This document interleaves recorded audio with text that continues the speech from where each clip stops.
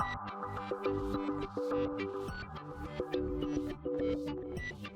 and welcome to my Playhouse, and today we're gonna talk a little bit about memory, because a new memory type has hit us. Well, it hit sometimes back in 2020 on paper, and now it's starting to hit me. So now it's become relevant. Yeah, DDR5 RAM in servers is fairly new-ish. So I want to look into that a little bit. It's going to be a short video, it's a small subject, but I have a little demonstration back here. Yeah, so from top we have DDR1 SD RAM, DDR2, DDR3, DDR4 and DDR5. They look very similar, but you can definitely see that the slot for where to put the, or how to put the RAM block in has moved all over the place. So yeah, they are not compatible in any way. I'm a little bit touchy about this one.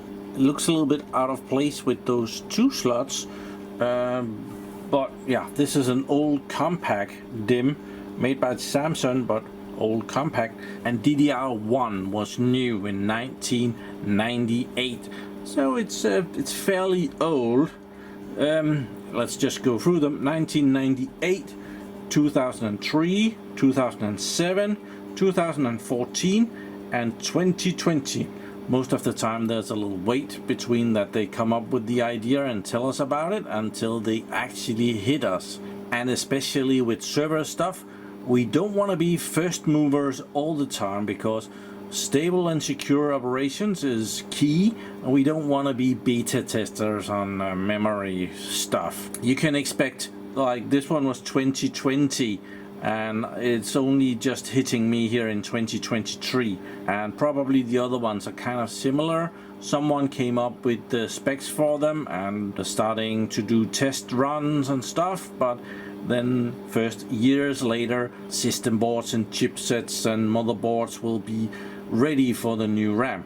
Actually, some of the consumer PCs are able to operate with both DDR4 and DDR5 on the consumer side, but for servers we don't usually get that. So every time they change the standard of RAM or hit a new generation, we need to go and purchase the new RAM and start working with that.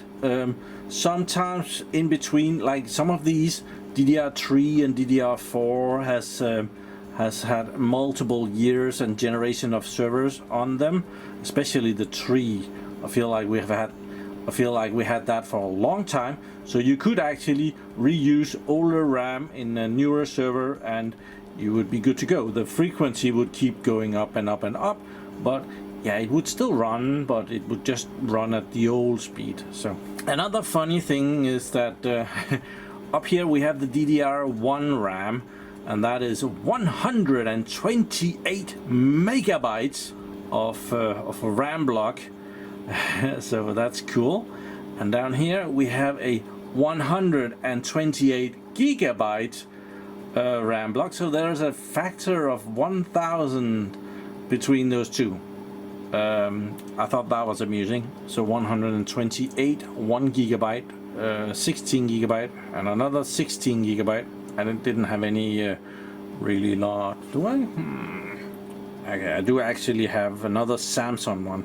This one is Lenovo branded, this one is HP branded, this one is 64 gigabytes and quite a lot faster than the Lenovo one, but tried to get different brands in here. So we had Compaq, IBM, HP, Lenovo and HPE. So yeah, 5 different brands, so that's why I picked the smaller Lenovo one. So together with the size increasing over the years, well, up here when we go back 1998, the RAM block would use 3.3 volts to operate. That then when we came to the DDR2 RAM had dropped to 1.8 volts, and yeah, then it became a little bit messy with the DDR3 blocks here. They could run at 1.5 or 1.35, and the 1.35 would usually have a little L for them to be low power, and you couldn't mix the two, which was bloody irritating. If you had some good RAM and one of them was one voltage and the other one would be another voltage, that would be irritating. That continued with the DDR4 RAM. It did actually have two different voltages, but it was not as I think all the ones that I've been messing around with has been 1.2 volts, but there were also a 1.05 volt standard that you could run into, but 1.2 volts was the normal one. And yeah, I haven't run into that issue as much with this block, but might also be that it's just because I haven't messed around with it as much as I did with the older DDR3 RAM. These has been more like the server had the right amount of RAM from the start and we didn't upgrade them ever. Then the DDR5 RAM, they have changed the voltage down again to 1.1 volt, which is actually a little bit higher than the lowest one on the DDR4 RAM, but now there is only that one voltage. But another thing that they have changed, that those slots are really close, so really difficult to see if you have a DDR4 or 5 block, because the slots are almost on top of each other. What if we... no, okay. So another thing that has changed from the 4 RAM to the 5 RAM is that in the 4 RAM all the voltage regulations is done on the system board. They have moved that to the RAM on the DDR5 RAM. So on the other, so actually the RAM block is supplied 12 volts, and then it has some voltage regulation. Other people have said that that is going on right around here, those chips there. I don't know enough about that to dismiss that, so I'll pass that on. That should be where the voltage regulations is going on. So it's converting 12 volt down to 1.1 volt in the RAM block. That could be beneficial and it could not be beneficial, depending on how stable this is.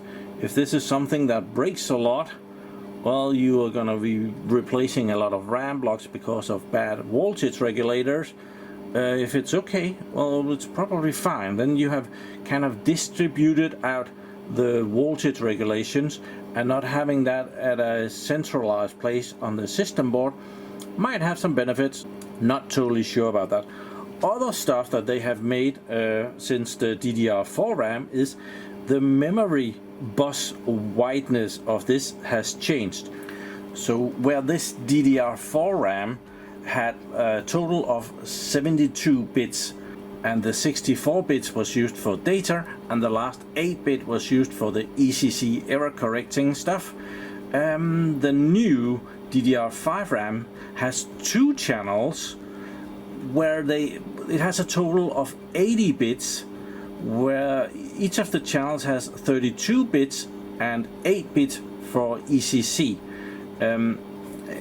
On my notes it looks like this. So DDR4 72 bits, 64 bits data, 8 CCC, and the new one 80 bits, 32 data, 8 ECC, and the same thing on the other channel, 32 data, 8 ECC bits on the block. The two blocks have the same amount of 288 pins going out, and the reason why they have doubled it, it should be that one channel is on one side and the other channel is on the other side, is to be able to serve the CPUs faster, or the cores of the CPUs, because nowadays there are so many cores in a server. Back in the days when this was new, you had one CPU and that had one core. When we moved here, we might have 2 CPUs and they might have up to 2 cores each. That was max. Up here we have like 4 CPUs and 6 cores. Might Forget if anything bigger is available there. And here we are up to many CPUs, many cores, and that has not gone down. So this RAM block is compatible with both IBM and AMD CPUs, and they have a lot of cores nowadays. It's 128 cores. Is that it might have as many cores as this one has megabytes of memory, so 128. Yeah, that number will just keep rising. But to split it up in two, you can have one RAM block delivering memory to two different cores at the same time, and that could give you a good increase on data performance, as the CPUs then don't have to wait for the data to be available, but can start doing something. Maybe 32 bits isn't enough for the CPU to really proceed, but well, it's getting data and it can start filling up its cache and work with that, and two of them can do it at the same time. So you might not get the double performance, but you might have less wait time. I don't know. Could we maybe we can compare it to having one workman with a big shovel here, and two workmen with two smaller shovels here, and it might be more beneficial for them to work with two half the size shovels than this one up here. I don't know, but it might be beneficial. I'm sure they didn't do it totally randomly. So this is ECC RAM. A way to see the difference between non-ECC and ECC RAM is that on ECC RAM there's 5 of these chips, like these 5s. One of those is in ECC. So what is done is like the data on the chips is compared to a checksum on the last one. So when you're reading your data, you check it with the checksum, and if it's right, you send it out. I don't know exactly if it's in that order, but that's the general idea. But each of the chips also has ECC built in. So inside the chip, it will also check the data that it is supplying, if that is correct, and then that data will be compared together with the data that comes out of the other chips. But this chip works together with its 3 buddies here, and when they deliver data, well, it's ECC checked of the extra chip that you get in server RAM, ECC RAM, and there is multiple. You see all of there's 5, and there's 5, there's 5, and there's 5, and if we go to the back side, we have this exact same thing, 5, 5, 5, 5. So it's kind of like memory and RAID. So yeah, I have to be a bit careful with this block. This single block of memory here costs more than I make a month, and then a bit list price. If you buy 1,000 of them, it's not that bad. So that is apparently something new on the DDR5 RAM, that the chips itself has ECC. And that has become necessary because everything inside of the chips has become so small. So a chance of a bit changing from negative to positive or from positive to negative has become larger. So it has been necessary for the chip manufacturer, which in this case is probably Samsung, to make the error correcting inside of the chip so that they can make it smaller but still make sure that it's delivering good data out. It probably wasn't because they wanted to, it was because they needed to, that they now have error correcting inside of the chips. DDR5 RAM really has it where it counts. I've stolen this from the interweb. Apparently someone called JDark something has done this very nice graph that I'm gonna steal from them and show you guys. Oh, I've printed it out, so it's an analog copy. DDR DRAM evolution from the early ages, from kind of all the RAM that I'm showing here. So back in the days we were way less than a gigabyte for the DRAM, and this is not for the block, this is for the single chips on here. So today we can put 16 gigabytes on a single chip, and I just did the math. That's not this one, even though it's expensive like heck. Each of these are only 4 gigabytes. I counted them. Remember, there's 1, 2, 3, 4, and then the ECC. so that doesn't count. So the data is on these chips and not these chips. So there is 8 here and 8 here, so that's 16. And on the other side there's the same thing. So there's a total of 32 of these chips. And this being 128 gigabytes of data, that means that each of these are 4 gigabytes. So each of these chips stores as much as this memory block, which is DDR2. So yeah, but we don't really care about the density. The RAM block size hasn't moved much. Well, it has. When we think about it, this one has 1,000 times less capacity than this one, so it has moved a lot. But together with that, it has also improved in performance. So this should be data transfer. So nowadays a RAM block, you can transfer about 6.5 gigabytes per second from the RAM block, where we started down here at less than next to nothing. But what is really interesting is to see the curve, because no doubt about it, we have had good progress over the years from back in 19, and it has just kept going up in performance. And then see the kink that it does from DDR4 to DDR5 RAM, and that surely means that we will see a lot of memory performance gained from changing to DDR5 RAM. This could be very, very, very nice. See, we go from 3200 something and up to 6500, so it's kind of double performance here. Of course, this is the very, very high-end RAM.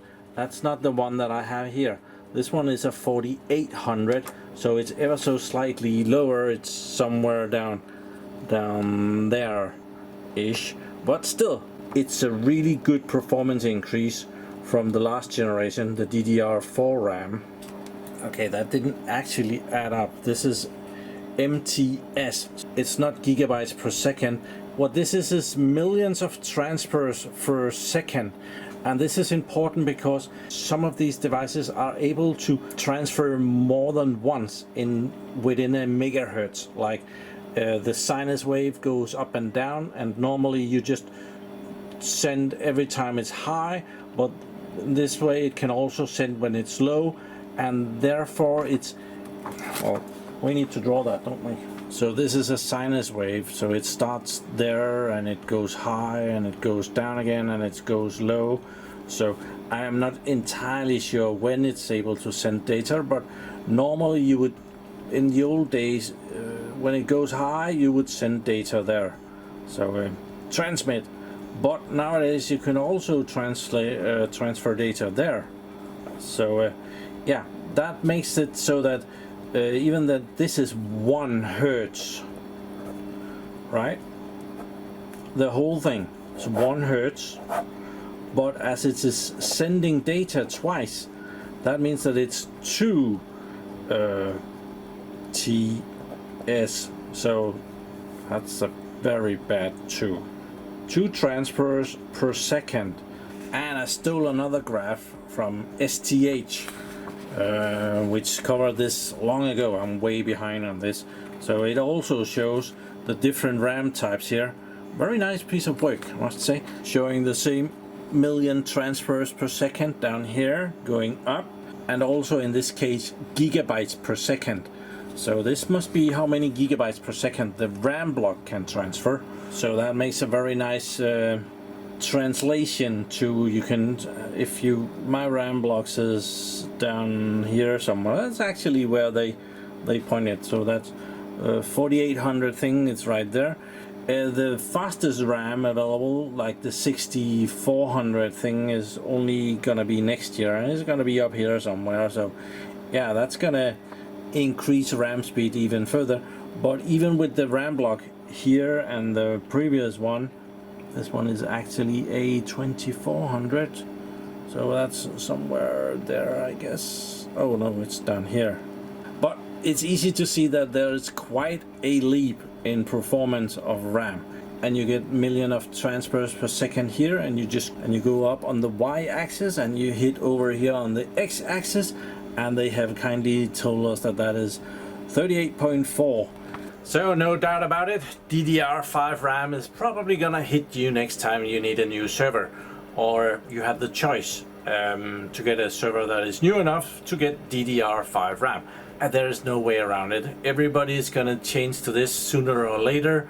Probably, maybe you already have servers with DDR5 RAM and I'm just way behind on this reporting about it. Not really, but I only recently ran into that. I thought I had some RAM and I didn't have some RAM because the server had the new DDR5 RAM, and yeah, I didn't have any of that, so now I have, and I'm very careful about it.